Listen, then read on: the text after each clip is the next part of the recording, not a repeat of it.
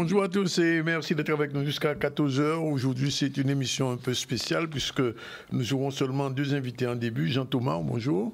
Bonjour, bonjour. Président de l'association Terre Eau Dynamisme. Et nous aurons bien sûr Djolo Divial, chroniqueur du ZCL News. On parlera avec lui de correspondance en surface. Et avec M. Thomas, on parlera de Jeanne Bocaz, mémoire paysanne de Guadeloupe. Solange Nadil a échangé avec le Premier ministre au sujet de la problématique de la canne. Maurice Cessé l'a interviewé à Paris. On va revoir ça dans un instant. Le Forum des métiers de Saint-Joseph de Cluny, objectif revalorisation des métiers et formation avec Maxime Morel. Et puis tout à l'heure, il y avait une réunion au siège même de Olivier Servat, sa permanence sur la professionnalisation de l'enseignement de la danse et les réactions. Beaucoup d'acteurs du monde culturel étaient présents, ont donné leur avis. Et Olivier Servat, qu'on va entendre tout à l'heure, a promis de porter un amendement de manière à ce que le gouvernement français tienne compte de notre spécificité, de notre culture, de notre langue, de notre musique et aussi des gens nous qui jouer, gens nous qui parler, puisque à part pour français qui viennent apprendre pour Guadeloupéens, qui gens pour danser Goka, ni pour danser pour musique à pays en nous. On en parlera. Tout de suite, on va retrouver Solange Nadil qui a échangé avec le Premier ministre au sujet de problématique de la canne, un sujet qui est très d'actualité. Maurice Cessé. Moi, j'ai eu l'opportunité ce matin d'échanger avec le Premier ministre. Alors, je suis revenue, et c'est tout à fait normal, sur la problématique des producteurs de canne actuellement en Guadeloupe, puisque nous avons un problème sur le coût de la tonne de canne. Donc, les producteurs souhaitent que ce coût soit revalorisé. Et voilà, je lui ai expliqué en fait très succinctement, puisque nous aurons une réunion de travail avec son cabinet sur ce sujet-là, pour lui dire que nous sommes en difficulté, les producteurs sont en train de produire, mais n'ont pas le salaire de leur activité. Donc il fallait essayer de comprendre la problématique et trouver une solution. Ils ont une proposition à faire, c'est-à-dire fixer le prix de la tonne de canne à 160 €, laisser ce prix sur les 3 années à venir et à ce moment-là repenser le modèle de la production cannière, repenser le modèle du calcul du coût de la tonne de canne de façon à leur laisser le temps un petit peu de souffler, comme on dit entre parenthèses, de souffler entre guillemets, et de revoir le coût, revoir la relation avec l'usinier, avec Gardel. En Guadeloupe, il y a une difficulté, donc il faut prendre le temps de l'étudier. Il faut que son cabinet se penche sur ce dossier-là et en urgence, puisque plus on attendra, plus il y aura des difficultés, et donc sur la richesse de la canne, puisque un début de coupe prévu le 1er mars qui est reporté, ça empêche d'avoir une richesse suffisante pour être payé correctement. Voilà, on va retrouver tout de suite Olivier Servat, puisque je vous l'ai dit ce matin, il y avait une réunion à sa permanence avec un certain nombre d'acteurs culturels, des danseurs, Mario Coco par exemple, mais pas que, Ronnie Théophile, enfin bref, ils étaient très nombreux, Lena Blou aussi, et ils ont discuté pendant près de 2 heures, et en fin de compte, Olivier Servat est d'accord avec les 3 autres députés de la Guadeloupe à présenter un amendement sur ce projet de loi français sur la professionnalisation de l'enseignement de la danse, des danses, ils disent régionales, mais ils disent nationales en Guadeloupe. Et sur cette question, on n'est pas encore tout à fait d'accord, puisque je crois que le Conseil général aussi aura une position, et les professeurs de danse et de musique en Guadeloupe aussi exprimeront leur point de vue. On regarde tout de suite Olivier Servat. Eh bien, j'ai été sollicité, comme beaucoup, et interpellé sur les réseaux sociaux, notamment par les Nablou, mais pas que les Nablou, Ronnie Théophile et les autres, concernant cette proposition de loi qui veut réformer la façon d'enseigner, et y compris les danses régionales. Nous, concernant le Goka, la Bikine et Mazioka, toutes ces ça, nous ne sommes pas d'accord à ce qu'ils ont imposé nous en façon d'être qui pas en nous. Donc, j'ai eu la chance d'avoir beaucoup de sachants, de spécialistes du monde culturel Goka, mais pas que en Guadeloupe, et nous avons retenu le principe suivant. Il y a une proposition de loi qui doit passer le 7 mars à l'Assemblée nationale. On a un délai d'amendement qui est samedi là. qui arrive là, et bien avec les 3 autres députés, nous allons proposer un amendement pour pouvoir dire que concernant nos danses régionales, nous voulons qu'il y ait un diplôme, mais créé de façon régionale, avec les autorités régionales, bien évidemment, pourquoi pas région, département, État, mais surtout avec les sachants qui pratiquent, qui vivent au quotidien cette culture, parce que la danse, ce n'est pas que la danse, c'est de la culture, c'est de l'histoire, c'est de la souffrance, et on doit le savoir. Merci.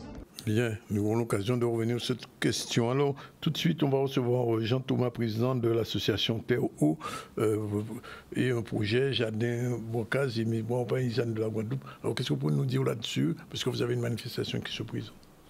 Alors, bonjour tout le monde. Alors, président, effectivement, association Théodynamie, association Jardin Créole et Transmission, mais avant tout, on l'a comme pilote à un projet, Mémoire paysanne de Guadeloupe. Oui. Son série documentaire à 6 plantes en nous. Oui. Alors, son défi, nous avons une belle image là à Ciné Théâtre Lamentin, c'était vendredi passé. Défi là pour nous, c'est de réaliser un bulletin qui a une qualité audiovisuelle et pédagogique pour les gens qui sont intéressés à dans plantes en nous, plantes tropicales qui n'ont valait, peut-être certaines plantes qui risquent de disparaître aussi, pour y trouver l'essentiel à ça, à dans série la salle. Nous faisons premier lancé l'année passée, c'est saison 1, c'était assis Camagnoc et Ado. Et c'est mon a dit nous ça belle tout bonnement, pas arrêter là, faut continuer. Et défi là, c'était déjà là Lamentin des autres plantes. Là ça c'est zépiante et poids beaucoup sous. Donc effectivement c'était vraiment nous ni un paquet à félicitations, mais des bitins qui ont chair de poule, des gens qui ont dit comme ça, mais ça reconnecte avec la Guadeloupe, avec Plantayo qui t'a des gens jouent en France qui envoient nous des messages comme ça. Donc on a l'impression que nous relevons premier défi et nous allons continuer. Oui, alors continuation là, c'est qui sont les autres bitins que vous allez prévoir après Zépiante là, beaucoup sous là. Alors, nous pouvons, ça pour nous, ça, on a dit que c'est un bulletin très partenarial. Ouais. Il y a un paquet de partenaires et c'est à la fois les gens que nous rejoignent, qu'on a dans Ciné Théâtre là, d'autres gens à Jardin, d'autres associations, et c'est les partenaires aussi qui ont dit, oh, là, nous avons plante, il faut nous parler d'eux. Alors, pas ça, mon j'ai envoyé nous, on a parlé nous de Pikenga. Ah ouais. On a parlé nous de Koklaoya. Alors, on a pensé l'année là, ça, compte tenu de la quantité, mon enfilade est plein, nous affiché complet. Ouais. Ça sont d'autres défis, hein, nous sommes très surpris, nous avons dit, mais c'est pas possible, mais pas ni pont vedette. Dans ça, c'est vedette là, c'est plante, et puis grand monde en nous.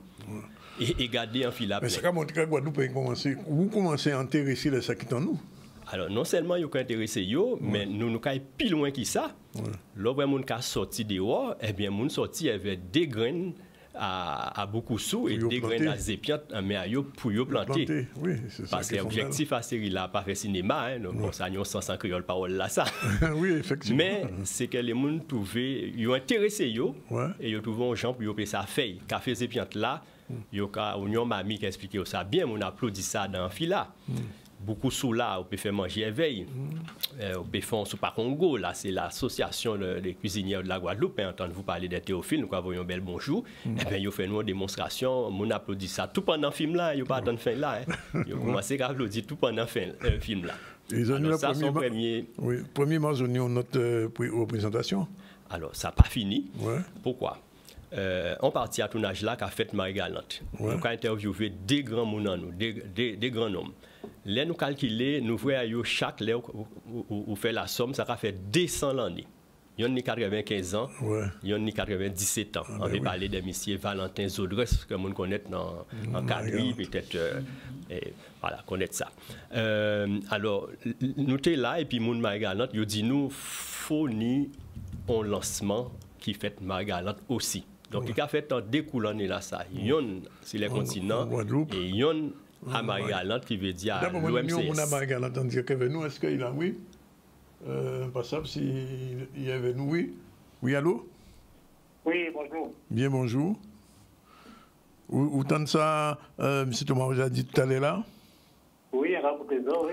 Alors, vous savez que nous avons une présentation Marie-Galante semaine prochaine, le 1er. Alors, oui, vendredi, Gavina. Marie-Galante, il y a attendre ça, à supposer. Oui, c'est Maria, c'est entendre ça, c'est d'autant plus que Maria est très attachée à la tradition qu'elle était tenue avant, hein, c'est la plus en force. C'est-à-dire, j'ai essayé que nous perdions cette habitude qui tenait auparavant, mais malheureusement, là, nous sommes capables de marcher, nous revirer aux sources. D'accord. Et alors, où régisseur de tournage, c'est-à-dire que c'est vous qui avez préparé tout le temps pour faire ces films-là, ces documentaires-là? Au fait, en facilité, on rencontre là avec ces grands mondes-là, puisque comme à l'entour en Montigny, il y a toujours parlé avec eux. Et ça qui fait en constatation, c'est une des choses, c'est que là, il y a passé à ces grands mondes-là, en tout cas, à l'entour à Kazaï, il y a toujours une poids beaucoup sous, poids d'ivoire, et pas de médicinal. Ouais. Et là, regardez, quand santé à ces métiers, j'ai eu qu'à parler, même si madame là aussi, j'ai eu qu'à parler, j'ai fait numéro. En disant business qui est passé, dans la mesure qu'avant l'entreprise, les familles ont dit que nous mangeons l'eau, pas beaucoup de sous ça, là, on l'a pas rassasié. Pour envie de goûter d'autres bitins de yo. Et là, on voit l'état de forme, l'état d'esprit à ces nouveaux, tout à l'entour à Kazaïo, on dit, ah ouais, nous bitins en ça. Et c'est en tant que ça que pratiquement, on va commencer à planter, on va commencer à continuer à parler avec eux. On va changer aussi l'entreprise, que mon maman a fait de temps en temps des machines à griller, des grenades de piante. Et des cas font des cafés avec, des cas nous boire. Et apparemment, c'est très bon pour la circulation. Bien. Ben, de toute façon, nous apprenons pour le premier. Donc, Marie-Galante qui a écouté, nous savons quoi regarder dans l'émission là. Ben, alors, ça a passé où là, ce qu'a fait Marie-Galante exactement? Mais ça a passé? Oui, ça a fait un partenariat en collaboration avec Mairie Capester et ça a passé à l'OM, c'est Capester Marie-Galante. D'accord. Et c'est à partir de. Si c'est mon cas, c'est ça? C'était mon cas. Oui, disons, 6 heures et demie, là. Oui. C'est là pour 6 heures et demie. Par contre, c'est réservé. C'est comme si c'était gratuit pour nous payer ça va tout comme un monde qui est dans ça. D'accord. Ben, monsieur Iloine Kouati, vous merci. Et rendez-vous là, j'ai appris. Encore tout le dernier mot, monsieur Thomas. Donc, c'est mon premier ballon. Son premier ballon, mais en TV dit quand même au butin. Et effectivement, il faut nous réserver. Parce que regardez quand il passait là matin, nous trouvons nous complets et nous sommes obligés de jongler à l'entrée pour nous rentrer. Or, son butin pour grand monde en nous. Donc, il faut là en bonne condition. Donc, sans qu'à dire les moun Capester, Saint-Louis, Grand Bou qui a coûté, Grand Moun Azot qui est Azot, en famille Azot, ou bien Grand Moun Azot à l'entour à Casa Azot, peut-être qu'ils ont en place voiture, tant pis souple, ça qui permettait qu'ils viennent. Ils auront parlé de ça, premièrement, et ils auront réservé pour eux s'il le faut. Pour nous payer ça, ça passe dans de bonnes conditions pour eux. Pour préciser aussi. Pour nous préciser correctement, c'est important pour nous. Alors, tu as dit moi. Oui, on a dit que c'est le premier ballon là, pour premier tournage à ça, mais d'après ça, on dit moins qu'il y a d'autres bitins cabines. Alors, son série. Son série, et ça sont d'autres bitins extraordinaires. Son série qui a parlé créole. Hein. Oui. Son série qui a parlé créole et français, surtout créole. Et là, nous partons sans limite parce que la biodiversité est plante en nous qui n'y ont valait et qu'il faut voyer les lumières si haut, ils n'y ont l'eau, ils n'y ont paquet. Et donc, puis ça prend ballon, et puis moun qui vient joindre nous, on prend exemple en Elassa, Otini, Marie-Gustave, que tout le monde connaît en matière de botanique en Guadeloupe, et Otini, docteur Oudba, qui font un travail énorme à ces microbiotes à moun, qui soigner moun, mais Otini d'autres encore. Eh bien, c'est moun à ça, il y a alentour en nous. Et ça a fait autant de monde qui connaissent et qui a permis que n'importe plante en nous, qui nous valait, nous peut déposer dans la mémoire paysanne de Walou. Bien, merci d'invenir. On espérer nous suivre ça. Comme son série, de ces premiers-là, ben, qui d'autres derrière, nous avons une occasion. Vous venez ça. Tout de suite, nous allons entrer avec Jolo dans Kounika, générique là, j'apparais, nous avons fait bâti. Et Jolo a expliqué nous aujourd'hui là, Kassaï, correspondance de surface. C'est parti.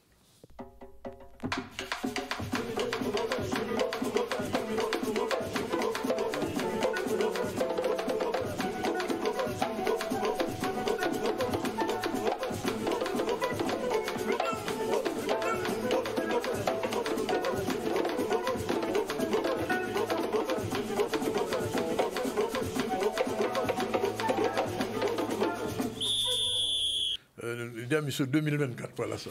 C'est ça même. Bon, bien bonjour Danick. En comptant sans entendre tel là, camarade en moins Jean expliqué. Et tout ça, on a dit, il faut nous aller à dans direction là, ça. Et même aller à dans direction à ça, il y a étymologie.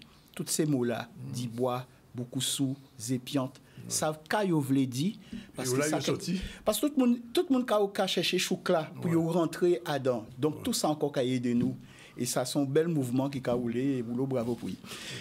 Je là nous avons parlé de ça il a crié correspondance de surface. Oui, ça c'est un travail faut nous prendre conscience pour qui bitin parce que là nous avons cherché original langue en nous c'est vrai nous avons cherché nous. Donc nous avons envie d'aller chercher nous, tout côté qui nous attendons un bitin qui a parlé bon nous. Donc, nous avons fouillé parfois dans des trois langues régionales françaises. Et là, nous avons un mot qui a sonné, même gens qui t'en nous, et qui voulait dire même bitin là, nous avons dit, ah, eh bien, c'est là, ça sorti. Et ça a appuyé en thèse qui a dit qu'il nous sortit dans la langue française. Oui, parce que nous avons dit que le mot à l'anglais, c'est sorti dans le Picard, parce que nous des Picardiens qui viennent en pays là au 16e et 17e siècle, vous savez ça? Oui, mais est-ce que nous n'avons jamais vérifié ça? C'est ça. Puisque si nous venons en 17e siècle, il arrivait un moment où l'anglais était déjà fixé. Bien donc, il ne pas porté à rien encore. Parce que quand on fait autre songer qui, mot français qui était pour rentrer dans la langue en nous, il est rentré à 650 l'année. Si nous considérons qu'il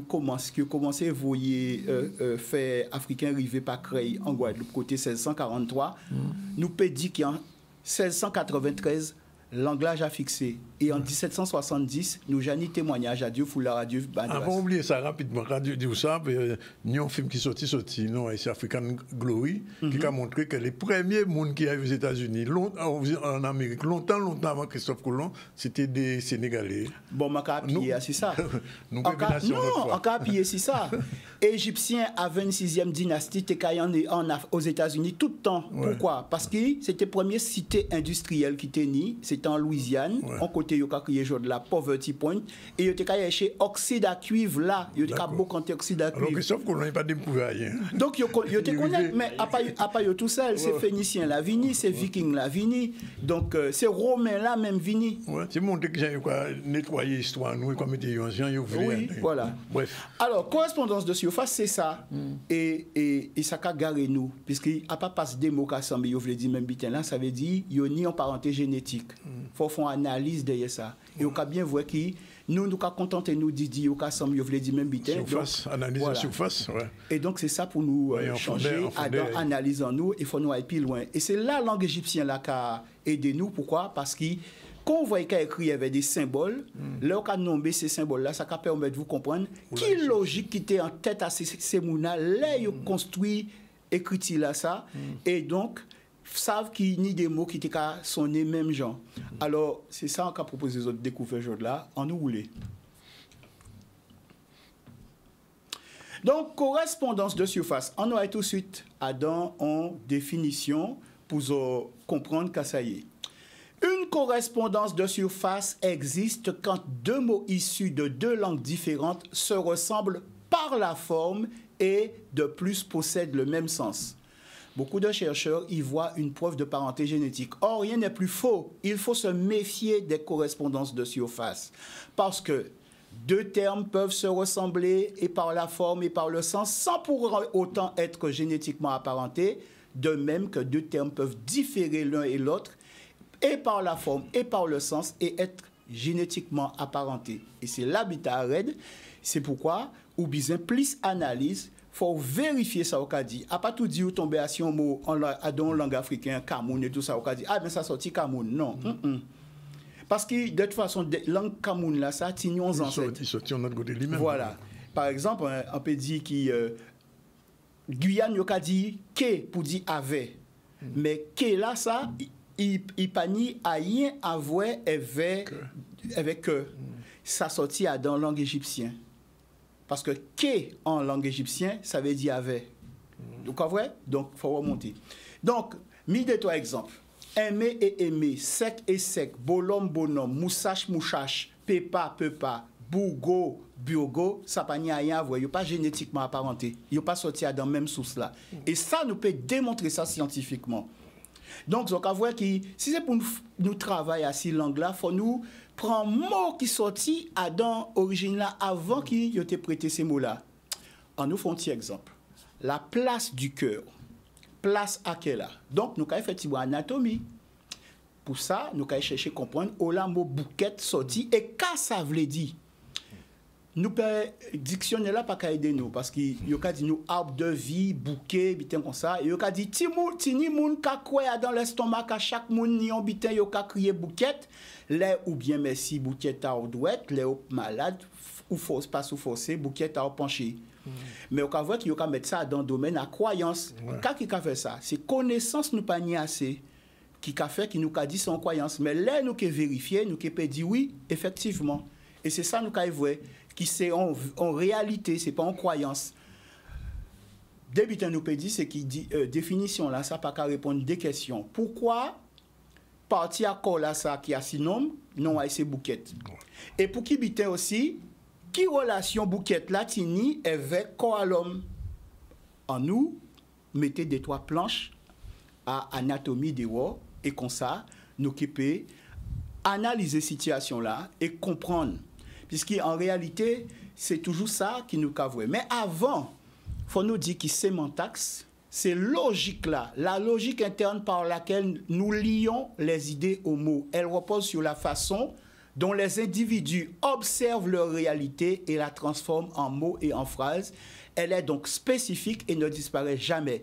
Donc, c'est ça qui a fait qu'il nous peut dire que des langues pas qu'ensemble, puisqu'il n'y a pas ni même logique interne là. Et logique interne là, ça sont bien qui paraît depuis la préhistoire et qui nous qu'à transmettre nous sans nous rendre nous compte depuis temps là ça jusqu'en 2024. Donc sémantaxe là, toute qualité sémantaxe, eh bien c'est ça qui a fait vision en PEP. Donc à quoi ressemble cette partie du corps? Là ensemble là, il y a crié ça épigaste en français. Pour nous qu'à ça ressemble. Ça nous qu'à voir c'est que c'est là ces côtes là qu'assemblées. Ouais, songer là nous parler du bouquet. C'est là ces côtes-là qu'assemblées. Et zoni aussi processus xiphoïde, hein, ces types zo là qui en bout là et qui a fait jonction là. Donc il y a créé ça aussi le creux épigastrique. Bon. Donc quand ça y est, son côté tout bitin qu'assemblé, en côté ou tout bitin qu'à liané, donc un lieu de rassemblement, un lieu de l'union. Et c'est ça, Égyptien, l'Assemblée ici, pour marquer unité à l'Égypte. Vous voyez? Et ça, c'est un poumon, mais moi, pour nommer poumon là, c'est moi aussi pour dire union. Et donc, vous voyez qui, là, nous avons nommé fleur, qui a dans bouquet, nous avons qui mot pour dire fleur, c'est sem, c'est d'ailleurs en anglais, là, qui dit blossom, en condimé, il y a dit nzom, et il y a dit aussi foulou. Mais c'est mot pour nommer poumon là. Fourou, c'est mot pour nommer poumon là. Foufou, mot pour nommer poumon là dans langue à l'Afrique. Aujourd'hui, jour. Fou, c'est souffler. Bon, il y a un petit genre vite, je ne l'en passe pas pour qui vite. Et donc, mais mot là, ça aussi, c'est mot là, ça qui veut dire serrer, sembler. Sama, par exemple, c'est tirer à soi. Et c'est ça qui, bon, nous, à Kazan, Zama, ça qui, avec les têtes à canne de Kamaï, pas qui qu'on éveille là. Hein? Donc, ce qu'on voit qui nous pas loin. Et donc, ces mots-là, ça, c'est mot pour nommer marié, par exemple. Fourou, c'est mariage. Mais fourou, c'est aussi alliance. Et là, il y a parlé de Charles Dumandin, il y a dit le Kouroukan Fouga. C'est ça, il y a parlé. L'alliance éthiopienne, hein, qui on a retrouvé en Égypte et qu'on a retrouvé aussi en pays mandingue. Mais il y a un autre genre encore, et c'est l'étymologie là qu'a parlé. C'est qui mot là ça, hein, bout, pied, en côté, en langue égyptienne, c'est bout, d'accord? C'est on la place. Et après nous ni quête. Quête c'est mot pour nommer qu'elle. Donc quand il y a un bouquet, c'est pas en invention, c'est pas en imagination, c'est pas en croyance, c'est place à qu'elle. C'est place à qu'elle. Bout, la place, et quête, Cathy, c'est qu'elle. Donc donc, avant qu'ils nous touchaient en réalité, et ça veut dire qu'ils bitent, ça veut dire qu'ils ont cette en nous, ils ont fait dissection, ils ont fait anatomie, ils ont connaître corps aux animaux, mais ils ont connaître corps à l'homme aussi, et qui ont été loin en science. C'est ça, ça veut dire. Donc, on nous fait une petite conclusion pour nous finir. À ces questions-là, ça. Dans pensée symbolique africain là, eh bien, mot pour nommer fleur, mot pour nommer poumon, c'est mot pour dire union, mariage, alliance. homophones, ils sont les mêmes gens. Donc, ce qui arrive nous pas de mémoire à tout ça. Et donc, là, nous avons fouillé dans le lexique à 7 ans, nous, et bien, nous avons vu que c'est un butin qui a continué. Conclusion. Travailler à partir des correspondances de surface est le pire service que nous pourrions rendre à notre langue. Cela donne des résultats faux par nature qui ne peuvent qu'égarer les chercheurs. Il peut exister des correspondances de surface entre à peu près toutes les langues du monde. Ceci ne constitue donc pas une preuve de parenté génétique. Seule la méthode comparative historique permet de déterminer l'origine réelle d'une langue donnée. Elle démontre que le Wuchikam est d'origine africaine et non française. Ibout. Merci pour ça. Pour ces paroles-là, ça qui était bon. Merci. C'était bon. Il était à vous en vrai. Ça, Jean-Luc a dit nous. Il a parlé des langues, mais en général, pas arrêter à la surface, plonger à chercher, monter à chercher, fouiller. Absolument. C'est ça. Voilà, ben nous bout pour la première partie là. Deuxième partie à causer en aujourd'hui là, c'est qu'on a un spécial ainsi, c'est quoi qu'il y a la cybersécurité, c'est-à-dire qu'aujourd'hui là, vous savez que la région pendant longtemps, ben ils ont rentré dans système internet ailleurs, ça arrive de plus en plus et pays en nous de plus en plus. Quoi fait nous entrer vers le digital, c'est avec l'informatique, mais il y a le monde qui peut parer à ça. Et la cybersécurité, il faut développer. Et je là, nous faisons une des trois spécialistes à ça. Cédric Pradel, directeur de l'Agence caribéenne de la cybersécurité, Eric Stadner, professeur, et Major Dominique Boy, et puis Magali Marcin, qui prévoit une édition spéciale là, ça, spéciale sur la cybersécurité. C'est tout de suite après la pause. Tout à l'heure. Voilà, il est exactement 13h05 jusqu'à 13h45, 48 à peu près. Nous serons avec vous dans un débat un peu particulier puisque aujourd'hui on va parler de cybersécurité. J'ai avec moi des invités dont l'un qu'on connaît bien ici, c'est Cédric Pradel. Bonjour, on va commencer par lui. Il a l'habitude. Bonjour. Bonjour. Merci d'être avec nous, le directeur de l'Agence caribéenne de cybersécurité. Eric Stadner, professeur des universités en informatique. Bonjour. Bonjour. Vous avez le salut de l'université, une personne qui m'a dit qu'il faut le saluer, ça y est, c'est fait. Et puis le major Dominique Boyer, expert en nouvelles technologies au sein de la section de recherche de Pointe-à-Pitre. Merci d'être avec nous. Et l'initiatrice de ce débat, c'est notre Numira Woman. Je vais parler de Magali. Marcin, c'est elle qui a tout connecté, qui a tout mis en place avec nous. Et je lui laisse la présentation du premier sujet. Alors bonjour à tous, bonjour chers téléspectateurs. Donc aujourd'hui effectivement un débat sur la cybersécurité, on en parle. Oui. Alors on aura deux axes aujourd'hui. Le premier axe, nous chercherons à comprendre qu'est-ce que la cybersécurité et pourquoi elle est devenue si importante aujourd'hui. Et enfin nous partagerons les conseils et pratiques de façon à ce que nos téléspectateurs puissent sortir plus aguerris, professionnels comme personnel. Alors on va donner des exemples pratiques et concrets puisque le site web de la région rencontre actuellement des difficultés techniques. Ce n'est pas la première fois d'ailleurs, M. Pradel le sait, qui n'ont pas d'impact sur les services internes de la collectivité. Tant mieux, et les équipes de partenaires sont mobilisées pour une résolution rapide de l'incident et on le comprend. Une note d'information qui vient, celle-là, nous faisons face à une importante attaque de phishing.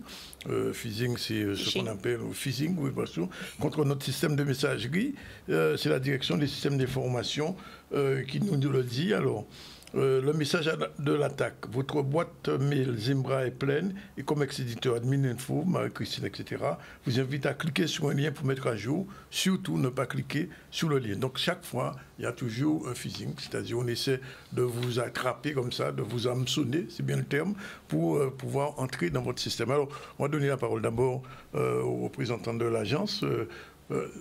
J'ai l'impression qu'il y a de plus en plus de hacking en ce moment. Bien oui.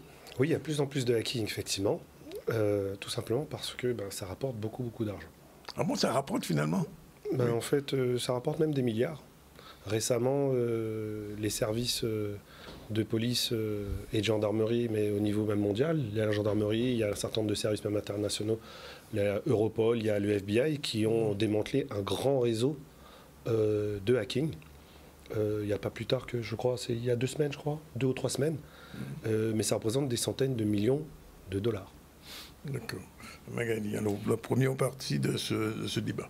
Alors justement, par rapport au hacking, qui est justement la controverse du débat d'aujourd'hui, c'est la cybersécurité. Donc qu'est-ce que la cybersécurité, M. Pradel ? La cybersécurité, de façon générale, c'est... En fait, on se rend compte que maintenant, nous avons notre vie physique, celle que l'on connaît de façon générale, mais il y a également une vie qui est dématérialisée. Et on se rend compte que dans ce monde-là, dans ce monde dématérialisé, on retrouve toute l'activité humaine. Que ce soit l'éducation, que ce soit notre identité, on a eu des échanges sur le sujet, on retrouve toute cette vie-là. Et en fait, c'est qu'il y a un certain nombre maintenant de personnes, d'acteurs, pas seulement que la cybercriminalité, il y a également des États, on l'a vu avec la guerre en Ukraine, qui vont tout simplement s'attaquer à ces données-là, qui deviennent tout simplement le nerf de la guerre. Mais également, ça peut être des ponts. On a vu également, c'est pas pour dramatiser, mais il y a également des aciéries où vous avez eu des chaudrons qui ont été attaqués parce que c'était informatisé. Et tous ces éléments-là constituent le cyberespace qui va être attaqué pour rapporter soit de l'argent, soit influencer, soit faire de l'espionnage. Il ne faut surtout pas oublier que la cybersécurité, ce ne sont pas que les prises en otage de vos données. Ça peut être vraiment beaucoup de choses. D'accord. Et quel est le cadre légal justement pour pouvoir protéger nos données en France surtout? Alors c'est très intéressant parce que justement en 2024, il va y avoir une grosse évolution. Le cadre légal dont on parle le plus souvent, c'est le fameux RGPD qui a été voté en 2016 et qui est applicable depuis 2018. On a eu d'ailleurs une commune en Outre-mer qui a été sanctionnée l'année dernière. On a des communes également en Guadeloupe qui ont été averties et elles ont su très bien rebondir dessus pour pouvoir vraiment mettre en action un certain nombre de choses. Mais à partir d'octobre de cette année, il va y avoir une nouvelle loi. Donc c'est une directive européenne qui s'appelle la directive NIS 2, donc Network Information Security, et qui va tout simplement, en gros, ça va être le RGPD, mais pour la cybersécurité. Si vous n'en faites pas, eh bien vous risquez une amende financière importante, voire plus. Donc tout ça pour dire que le corpus réglementaire est en train vraiment de monter en puissance et de s'adapter tout simplement à tout ce qui est en train d'être fait. C'est vraiment le cas de le dire, c'est une adaptation parce qu'on court après les dernières façons de hacker ou de pirater ou de voler des données. Et M. Statner, professeur des universités, M. Statner, justement, l'État a mis en place un plan de façon à accroître le nombre d'emplois d'ici 2025. On aurait une création de 37 000 emplois environ dans le milieu de la cybersécurité. Comment est-ce qu'à l'Université des Antilles, et dans la pédagogie en général, dans l'éducation nationale, est-ce qu'on met en place en fait les formations pour pouvoir... Est-ce que déjà, il y a des formations en cybersécurité? Comment sont-elles prises en compte en fait dans l'éducation? Alors c'est vrai que vous l'avez rappelé, dans la stratégie de l'État, l'objectif est d'ouvrir 37 000 postes à l'horizon 2025. Alors ce qu'il faut savoir aussi, c'est que l'ANSSI estime qu'aujourd'hui, on a déjà 15 000 postes qui seraient à pourvoir au niveau de la cybersécurité. Qu'est-ce que l'ANSSI? Alors l'ANSSI, c'est l'Agence nationale de la sécurité des systèmes d'information. Très bien. Et donc aujourd'hui, c'est quelque chose qu'on ressent également au niveau local. C'est-à-dire que dans les formations qui sont aujourd'hui dispensées à l'université, et en particulier les formations en informatique, on collabore beaucoup avec des entreprises du territoire, soit à travers des stages ou des contrats d'apprentissage. Et on a des entreprises qui nous disent, eh bien, on a aujourd'hui besoin de personnes qui ont des compétences en matière de cybersécurité. Donc l'Université des Antilles s'est évidemment saisie pleinement de cette question. Et donc il y a eu une première étape qui a été franchie en 2022, puisque nous avons rajouté des modules de cybersécurité dans nos enseignements de master. Alors moi, typiquement, à l'université, je suis responsable d'un master qui est en apprentissage, qui est le master MIAGE, donc méthode informatique appliquée à la gestion des entreprises. Et donc dans ce master, nous avons introduit deux modules. Un module de cybersécurité pour les étudiants de première année de master et un second module de cybersécurité à l'endroit des étudiants de deuxième année de master. Et puis on travaille également de façon très étroite avec Cédric Pradel et l'Agence caribéenne de cybersécurité, puisqu'on associe systématiquement nos étudiants en informatique aux opérations de sensibilisation qui sont menées par l'agence. Alors évidemment, c'est une première étape. Il ne faut pas penser que simplement avec deux modules de cybersécurité qui sont rajoutés dans un master, on va former avec ça des professionnels de la cybersécurité.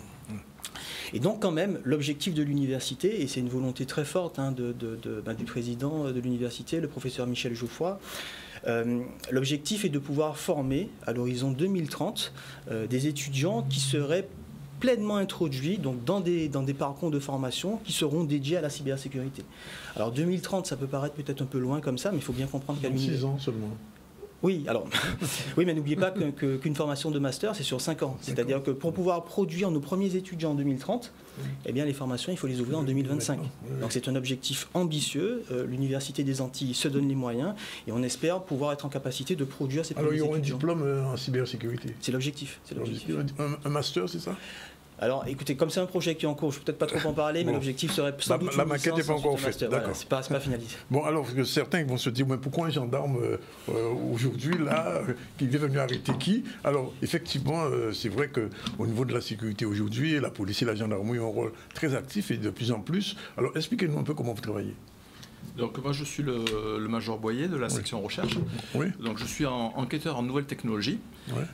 C'est-à-dire que je suis une formation dans les nouvelles technologies, mais dans la partie on va dire judiciaire des nouvelles technologies. Bien sûr. C'est-à-dire que j'interviens quand les entreprises ou les personnes physiques déposent plainte pour un piratage, comme vous l'avez abordé tout à l'heure, un phishing par exemple, ou un rançongiciel.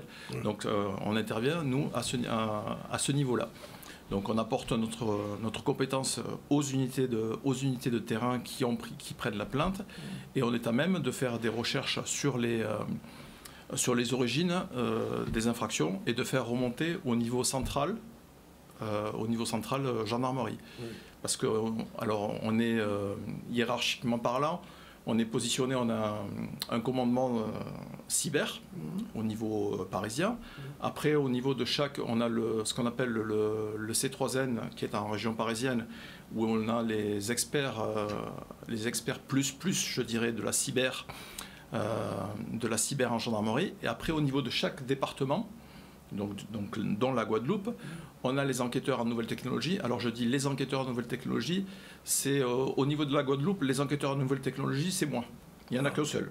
Ah oui, il n'y a qu'un seul. En gendarmerie. Oui. Après, j'ai des équivalents au niveau de la police. De la police, il y en a aussi. Au niveau de la police. Oui. Mais en gendarmerie, au niveau enquêteur en nouvelles technologies, je suis le seul. Après, en dessous de moi, il y a ce qu'on appelle des correspondants en nouvelles technologies, c'est-à-dire des personnels qui sont formés, qui sont à même de prendre les plaintes, d'analyser les téléphones portables éventuellement et de faire les premières investigations si une entreprise était victime notamment d'un rançongiciel. Justement, je voulais qu'on dise à nos téléspectateurs qu'est-ce qu'un rançongiciel, puisque on a une petite vidéo, la vidéo 5 justement, qui vous montre la définition du ransomware, rançonnage, rançongiciel, effectivement, qui est un type de malware. Un malware, c'est un virus qui arrête tout et qui demande à l'utilisateur, bien entendu, de l'argent en échange de l'accès à nouveau à ces données, ou qu'on lui remette ces données. Mais ça, j'ai un petit peu de doute, n'est-ce pas, Monsieur Pradel, qu'on remette les données. Mais dans tous les cas, c'est ça, un rançongiciel, lorsque vous avez ce genre de choses.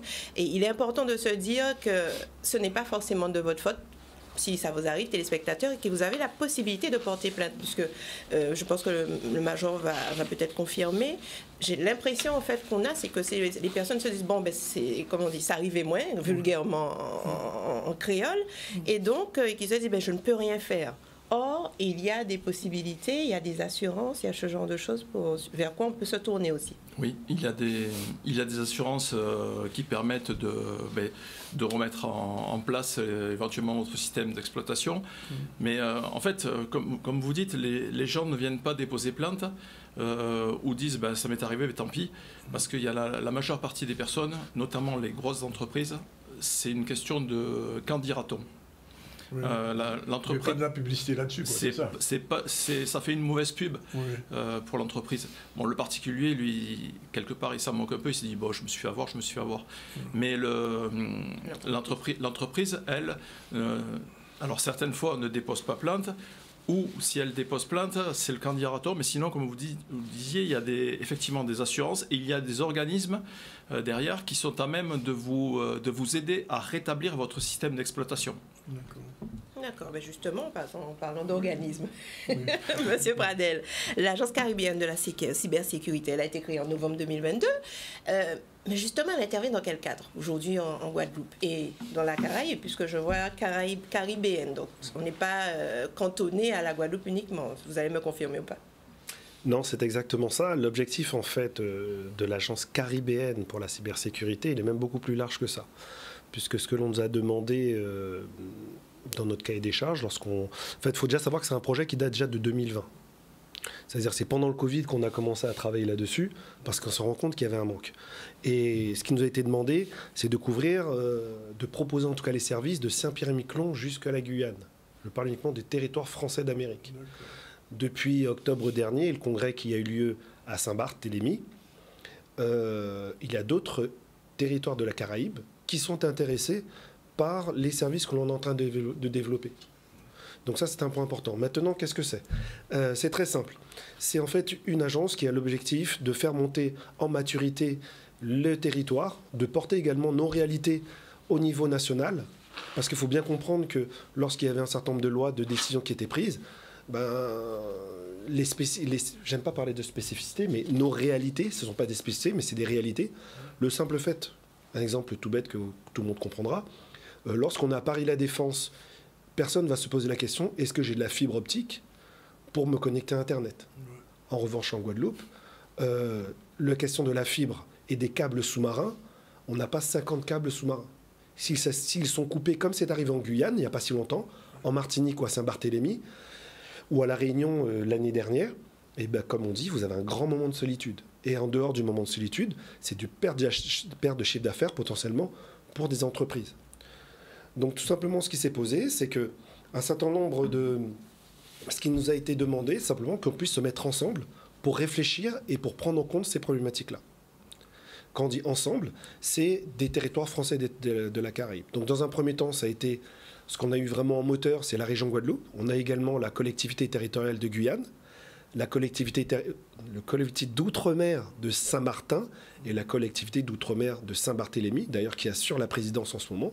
Et c'est elle qui assure effectivement la présidence. Mais au-delà de ça, il n'y a pas que des collectivités, il y a également des entreprises. Des grandes entreprises des télécoms, des grandes entreprises du numérique, et pas seulement. On a même de la distribution du territoire qui sont également membres. Pourquoi ?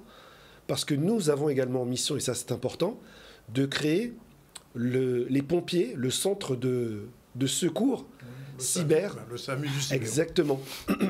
Donc le SAMU cyber qui ouvrira ses portes. Je touche du bois. Je touche du bois. Donc, voilà. Donc, non, pas besoin de toucher du bois, qui ouvrira en fait ses portes en avril prochain. Ça veut dire qu'à partir d'avril prochain, il y aura une plateforme, un numéro de téléphone où vous pourrez contacter lorsque vous êtes victime d'une attaque. Pourquoi c'est important ? Je vais rebondir également sur la question de pourquoi c'est important de déclarer son incident. Déjà, nous, on ne fera aucun commentaire sur aucune attaque qui a eu lieu. On n'en parlera pas, ce n'est pas notre mission. À savoir que le SAMU cyber n'a pas encore ouvert. Ouais. Pour 2024, j'ai déjà 3 incidents majeurs qui m'ont été remontés. J'ai 2 alertes majeures, ça veut dire si l'entreprise, si l'acteur, je vais dire public ou privé, pour bien noyer le poisson, ne réagissait pas, bien c'est son système d'information qui risquait de tomber. C'est ça notre mission. Mais il y a une question quand même que j'ai envie de vous poser, M. Pranel. Est-ce qu'aujourd'hui, avec la cybersécurité, il y a une protection ? Parce que là, on intervient après coup, mais avant, est-ce qu'on peut déjà dire aux entrepreneurs ou aux privés comment se prévenir ? Parce que je dis ça pourquoi ? Parce que il y a quelque temps, on a fait une chronique ici avec Magali, on expliquait aux gens que, par exemple, pour les sites, les liens d'Internet qui traînent sur le net, il faut pas faire attention. Deuxièmement, sur les adresses mail aussi, les petites adresses avec 4 chiffres, ou 1, 2, 3, 4, 5, 6, etc. Ce sont des choses à éviter, mais au-delà, comment se protéger aujourd'hui ? En fait, la protection, elle est forcément avant. Oui. Comme on dit, c'est l'échelle à mode et pas la qui j'aurais pointé mon œuvre. C'est déjà terminé, quasiment. Bien, nous, justement, nous portons le dispositif national de ce qu'on appelle le diagnostic cyber. Ouais. Qu'est-ce que c'est que ça ?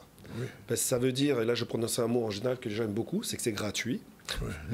Donc, qu'est-ce que c'est ? C'est simplement, au niveau national, il y a un diagnostic qui est donc... il y a un système de diagnostic qui est porté donc par l'ANSSI. Donc l'ANSSI, c'est l'autorité à compétence nationale. Ouais. C'est eux en fait qui donnent le là sur le sujet de la cybersécurité en France. Et donc il y a un dispositif qui a été créé pour permettre aux entreprises, acteurs privés et publics, de faire un diagnostic gratuit. Ça veut dire quoi ? Ça veut dire qu'en passant par là, vous savez où vous en êtes en matière de cybersécurité. Vous savez ce que vous avez à faire. Après, si vous faites pas, c'est votre problème. Pour moi, c'est une analyse, un point d'étape, entre guillemets, d'une photo Oui. De l'état actuel de votre réseau, des failles qu'il peut y avoir, et de dire voilà ce qu'il faudrait faire. C'est exactement ça, et au-delà de ça, et c'est important, parce qu'on m'a encore fait la remarque hier, j'ai échangé avec une personne, m'a dit mais qu'est-ce que tu fais, Cédric? Donc je lui dis je travaille à l'agence caribéenne pour la cybersécurité. Il m'a dit cybersécurité informatique. Tant que l'on fera l'amalgame à dire cybersécurité, c'est informatique, et on aura tout faux. Ouais. Parce qu'il y a des entreprises qui ont des problèmes cyber, parce qu'ils n'ont pas géré le contrat de leurs salariés. Le salarié est parti avec toutes les informations. Ouais. Ils ont des problèmes. Plus souvent, d'ailleurs. Ils ont même des problèmes avec leurs prestataires. Ça, j'ai le cas d'une association en Guadeloupe. On ne parle pas de Paris ou quoi que ce soit.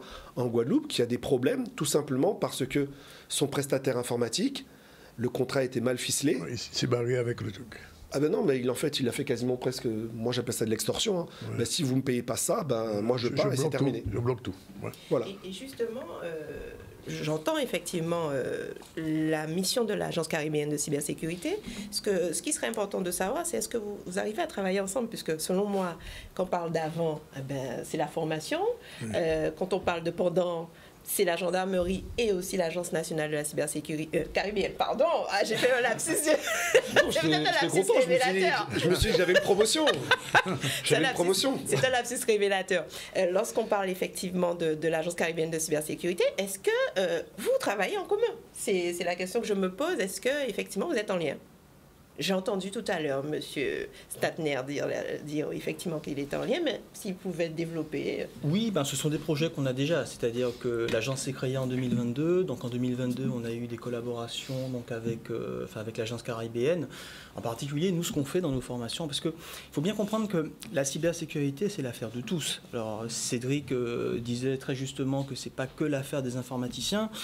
Vous savez que la plupart des attaques, en réalité, ne sont pas nécessairement des attaques qui vont cibler des failles techniques ou alors des failles logicielles ou des failles matérielles. La plupart des attaques sont des attaques qui sont dites d'ingénierie sociale, c'est-à-dire qu'on va exploiter la psychologie des gens pour pouvoir trouver des failles. Il y a eu une attaque célèbre, par exemple, qui s'était passée en 2015. Ils avaient simplement laissé des clés USB sur un parking. Et la psychologie fait qu'on trouve une clé USB. Son premier réflexe, c'est de la brancher. Il y avait un virus dessus. Et donc, c'est vrai que c'est l'affaire de tous. Donc nous, effectivement, je fais ce travail de sensibilisation à l'endroit de nos étudiants. Et puis on a également des projets, donc des projets de plus grande ampleur, qui intègrent à la fois la formation avant, donc la formation pré-bac, donc la sensibilisation au niveau des lycées, et qui continue justement jusqu'au niveau master. Alors c'est un peu délicat pour moi d'en parler parce que ce sont des projets qui sont en cours, ce sont des projets... Voilà, mais ce sont des projets pour lesquels on demande des financements, donc je ne veux pas trop dévoiler ce qui est fait.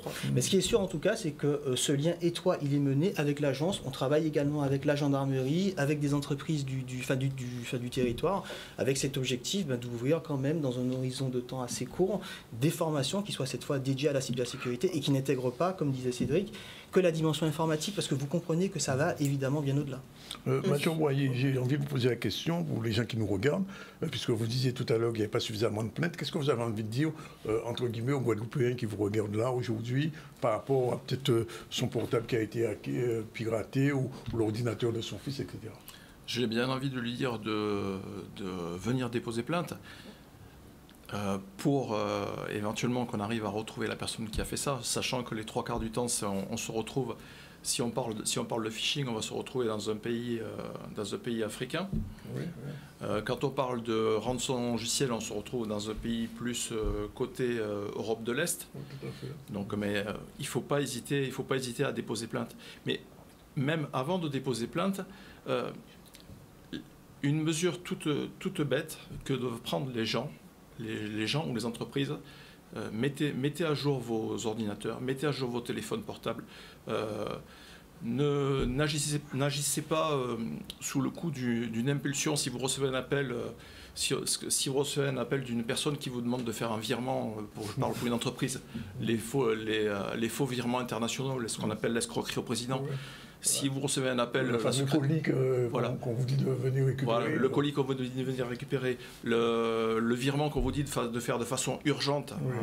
à ne pas faire. Et il faut que les personnes, avant d'agir, c'est pas évident, les personnes réfléchissent, prennent 10 secondes, 30 secondes en disant « mais ça, c'est pas logique ».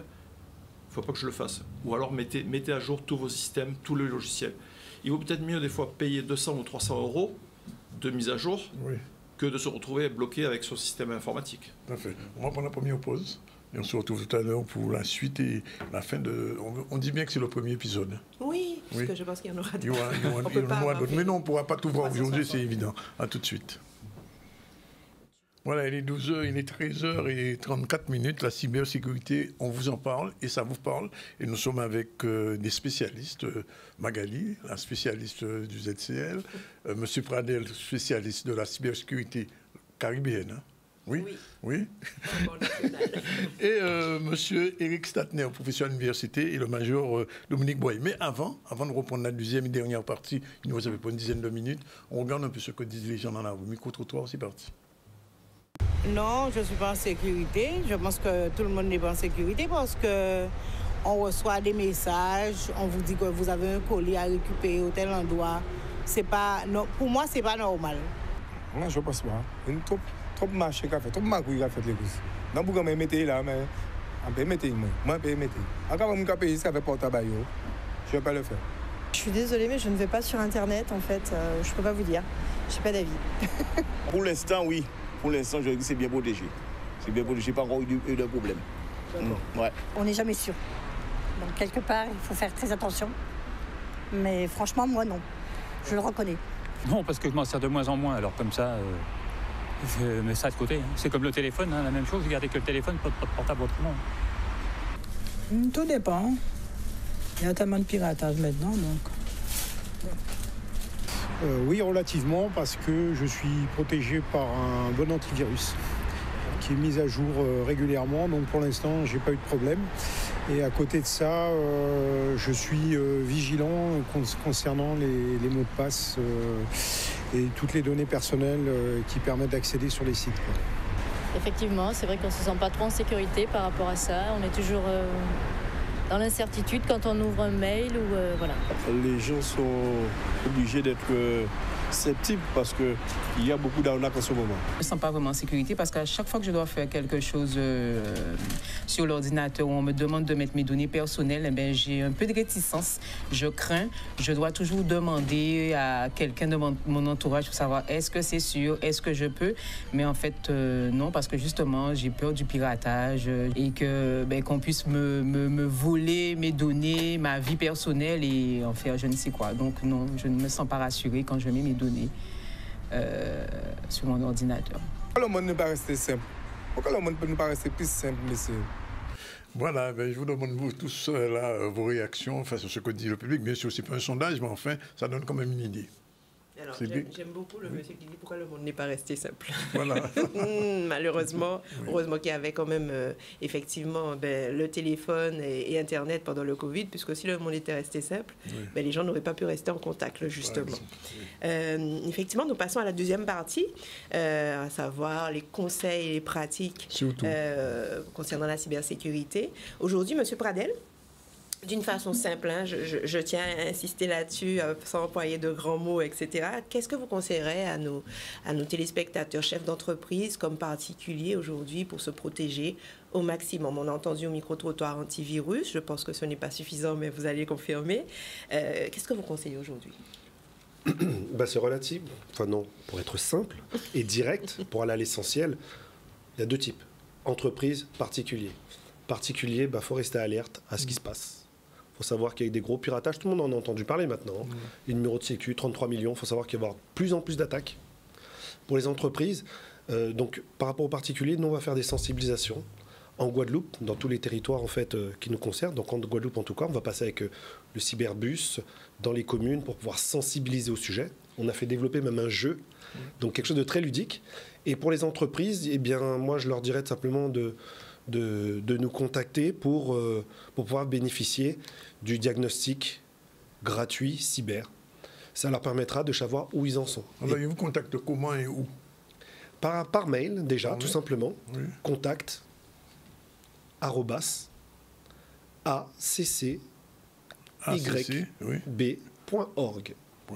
Ok, c'est noté. Facile. Contact @accyd.org. Ok, c'est noté. YB. Ok. Ok, très bien. Ben, écoutez, j'espère en tout cas que c'est gratuit. Je pense que tu l'as dit assez souvent, que le diagnostic, chers téléspectateurs, chers chefs d'entreprise, est gratuit. Et surtout de ne pas vous dire, je suis je suis en Guadeloupe et je ne suis pas une grosse société puisque notre système est composé majoritairement de TPE et de PME. Parce que je ne suis pas une grosse société, ben je ne vais pas me faire cyberattaquer. C'est totalement faux. Vaut mieux prévenir que guérir. Monsieur Pradel l'a dit tout à l'heure. Monsieur Statner, alors, comment on adapte, comment on peut encourager la recherche et le développement justement en matière de cybersécurité? Écoutez, ça va être un vrai défi, je pense, dans les années à venir. Comme je vous le disais, je pense qu'il faut avoir sur cette question-là une approche sans doute globale. Commencer par développer nos formations, puisque bon, pour l'instant, il y a déjà des premières actions qui sont réalisées. Bon, vous comprenez bien que ce n'est pas suffisant, donc il faut aller plus loin dans les formations. Travailler aussi l'attractivité de ces formations. Excusez-moi, je vous pose juste une petite question. Oui, alors, vous faites une formation à l'université. Vous savez que les gamins dès le collège, ils ont un portable. Oui. Alors, qu'est-ce qu'on peut faire pour eux? C'est pour ça qu'il faut travailler justement la sensibilisation très tôt, la sensibilisation dès le collège, au niveau des lycées, et travailler justement aussi l'attractivité de ces formations. Parce qu'aujourd'hui, ça reste encore des formations qui sont majoritairement dominées par un public masculin. Donc, il faut travailler sur ça. Donc, développer les formations, travailler l'attractivité.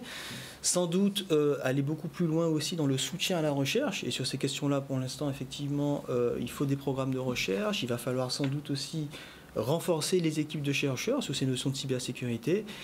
Et puis, j'imagine également les collaborations avec les professionnels du territoire. C'est-à-dire que qui dit recherche dit aussi collaboration avec des entreprises du territoire. Et c'est à travers justement ces collaborations qu'on va pouvoir mettre en application des travaux de recherche et puis des travaux qui permettent au territoire collectivement d'aller de l'avant sur la notion de cybersécurité. Vivement donc ce master de cybersécurité en 2025. Hein. Non, je parle de 2025. On ne parle pas de 2030. On parle de 2025, il faut aller plus vite. Major Boyer. Major Boyer qui est tout seul.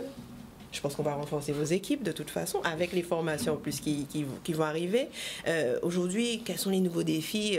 Qu'est-ce que vous voyez aujourd'hui? C'est non seulement effectivement la sensibilisation comme nos invités ont parlé tout à l'heure, mais après cette sensibilisation, excusez-moi, qu'est-ce que vous... Effectivement, la sensibilisation, il la faut, à mon sens, il la faut à tout niveau.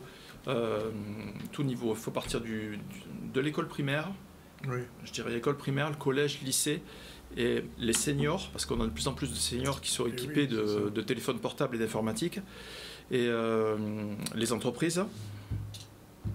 À mon avis, il faut sensibiliser toutes ces personnes, mais après, la majeure partie du temps, c'est du bon sens, et il faut se dire aussi que si nous, on a des idées, nos cybercriminels derrière en ont à ne plus savoir quoi en faire. C'est des sociétés généralement qui sont montées derrière, qui ne font que chercher comment nous pirater, comment récupérer nos données, comment récupérer de l'argent. Donc il faut dire aux gens, faites attention, formez-vous, sensibilisez-vous. Parce que on a actuellement, la majeure partie des gens ont été victimes, ont reçu des mails de phishing. Maintenant, on a le petit QR code maintenant qui est arrivé. Il est sympa aussi, le kishing. Exactement.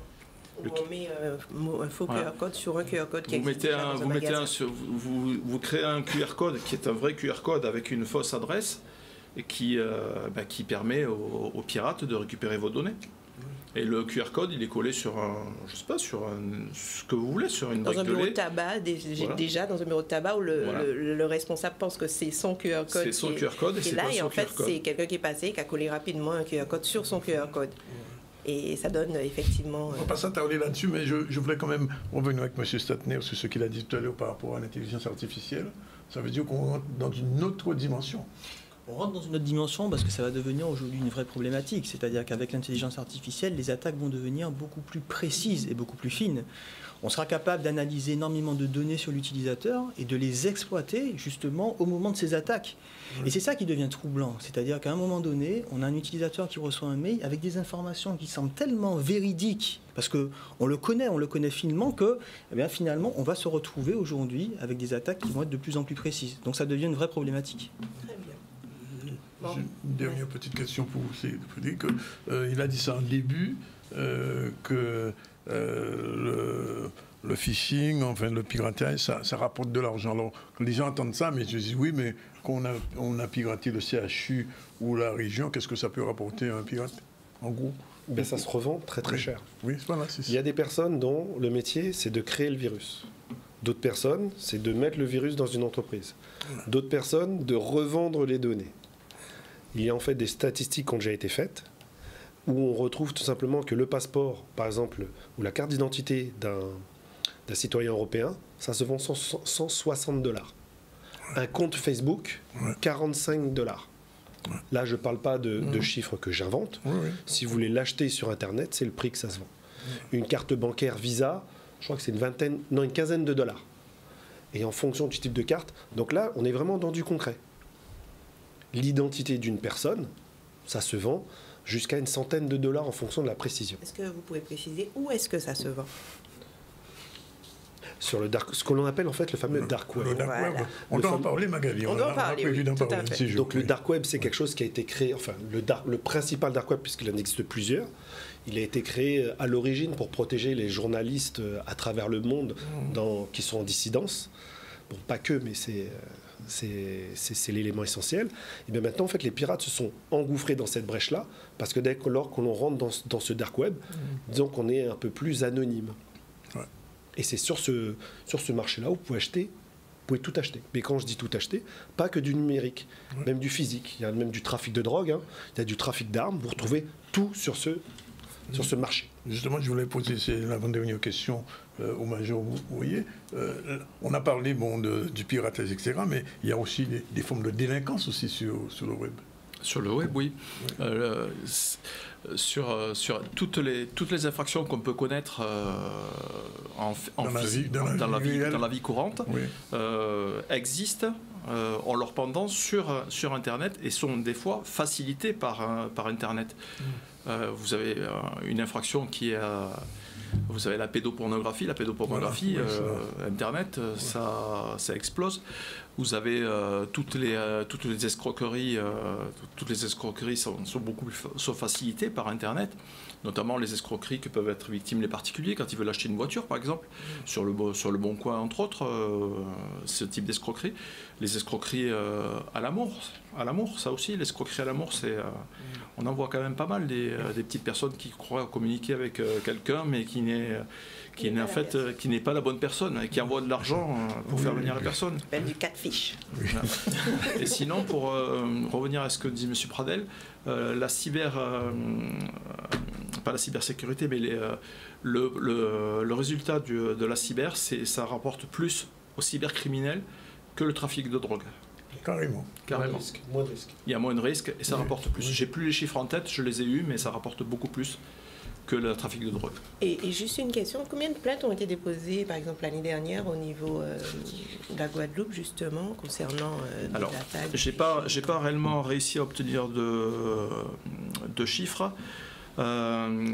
Toute escroquerie, c'est escroquerie confondue, c'est ce qu'on m'a fourni comme chiffre.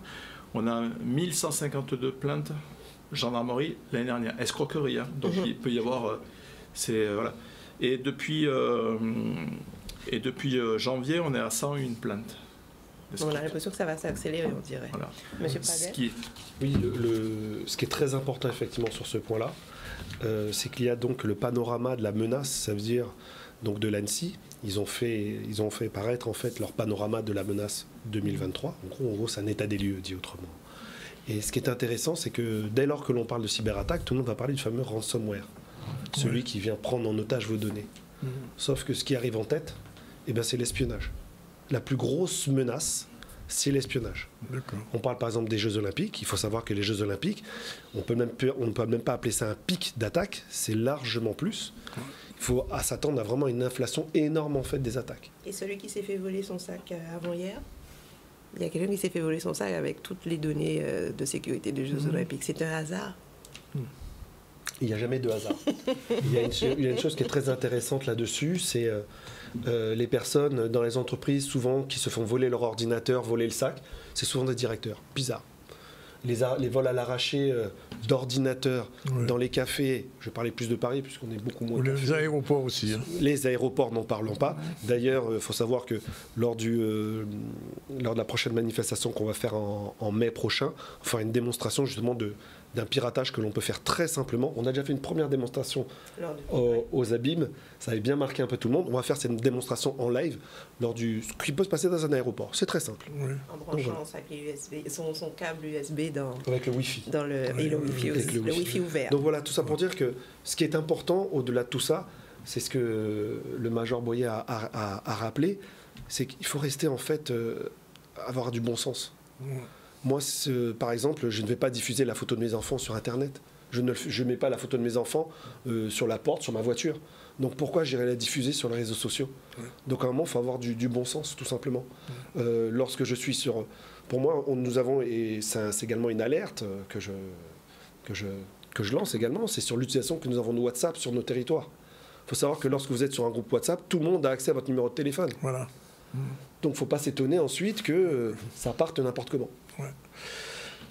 Mais on va conclure. Oui, on va conclure ce premier épisode parce que effectivement avec nos invités, on a eu vraiment un premier grand tour. Il y aura autre chose parce que sur ce que disait M. Snec tout à l'heure sur l'intelligence artificielle, il va falloir qu'on en parle. Sur la délinquance, les délinquances aussi, mais on reviendra, on vous reverra avec plaisir. M. Pradel, de toute façon, c'est un habitué. En attendant qu'il soit au niveau national. Ah non, mais je suis tout à fait d'accord parce qu'il reste au niveau justement local. Hein. Oui. Au contraire, parce que plus on est loin, moins on est justement fait des réalités. La Martinique n'est pas dans le périmètre. Parce qu'il y a parlé de Saint-Martin, Saint-Barthélemy. C'est en cours. Ah, c'est en cours? Oui, c'est en cours. Oh. D'accord. C'est les agendas, c'est tout simplement les agendas politiques. Mais il y a un Pradel en Martinique, l'équivalent? Non, les Pradel, c'est Pointe-Noire. Oui, je sais, ça je sais. Donc il n'y a pas de problème. Même si on m'a dit qu'apparemment, il y a également des Pradel en Haïti, un peu partout, mais le fief, ça reste Pointe-Noire. C'est Pointe-Noire, toujours. Dernier mot à Magali. Je retiendrai une seule phrase, et pour moi, c'est la phrase du professeur Statner, c'est la cybersécurité, c'est l'affaire de tous. Oui. Aujourd'hui, c'est ce dont il faut se rendre compte. Ça ne concerne pas uniquement les entreprises, uniquement l'informaticien ou le directeur des services informatiques de l'entreprise ou juste le directeur du système d'information. Non, ça concerne tout le monde, tous les salariés, mais aussi de façon professionnelle comme particulier. Et aujourd'hui, moi, ce que j'aurais aimé, c'est envoyer vers le site soyons curieux, chers téléspectateurs, on l'a dit à plusieurs reprises, restons alertes et restons au fait. Et c'est de renvoyer avec l'image 7 du site de l'ANSSI. Et l'adresse est assez simple, https, vous n'êtes pas obligé de taper l'https, vous tapez cyber.gouv.fr et là vous aurez effectivement, je crois qu'il y a même un petit guide qu'on peut télécharger sur les différentes pratiques, les bonnes pratiques en étant sur Internet. Donc chers téléspectateurs, je vous renvoie à cela.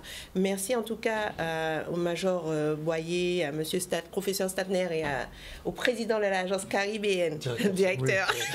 Chaque fois je lui donne une promotion, au directeur de l'agence caribéenne de la cybersécurité, Monsieur Pradel. C'était un débat très informatif surtout et j'espère en tout cas nécessaire. Effectivement, j'espère que les téléspectateurs sortiront plus aguerris. Merci Magali, merci à vous tous, au Major, merci au professeur, merci notre super agent, guadeloupéen, caribéen, pointe-noirien. Et donc, on vous donne rendez-vous... Oui, on donne rendez-vous dans 15 jours avec... Même pas dans 15 jours. La semaine prochaine avec Numéra Magali. Voilà. Numéra Magali, elle s'appelle. Voilà.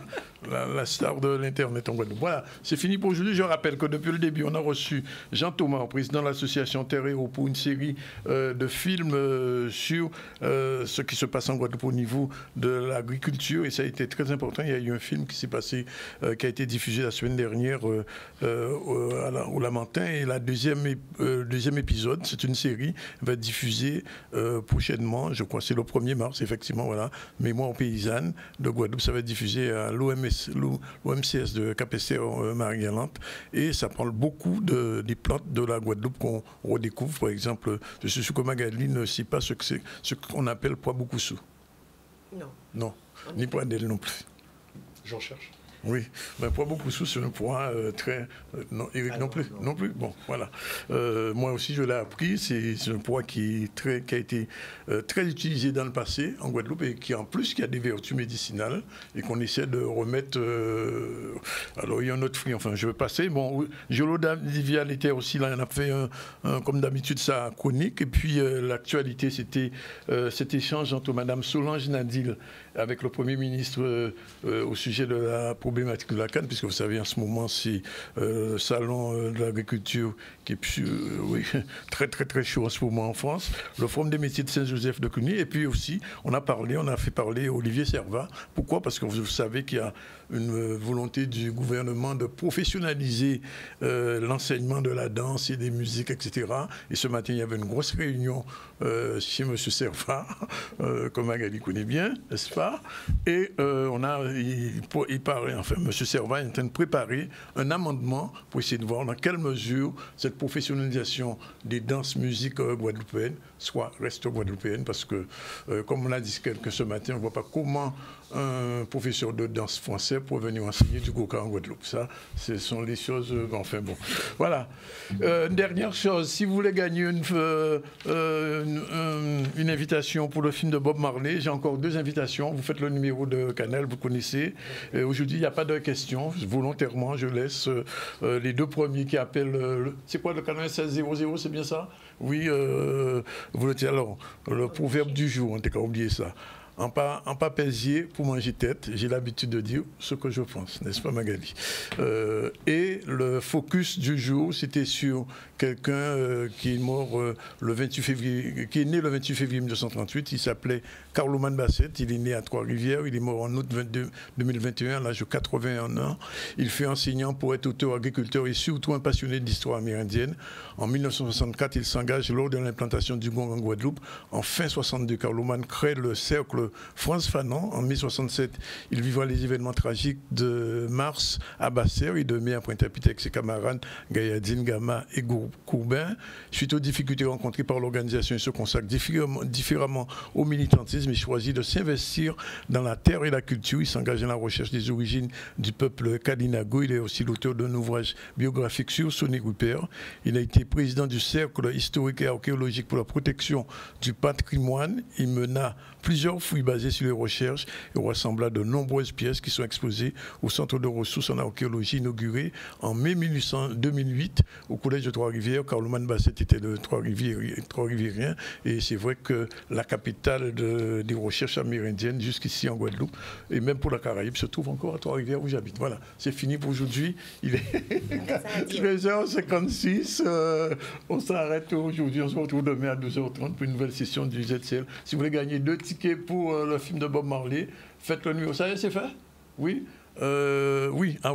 Disparition inquiétante de Djouneh Issa Ciara Aquilon.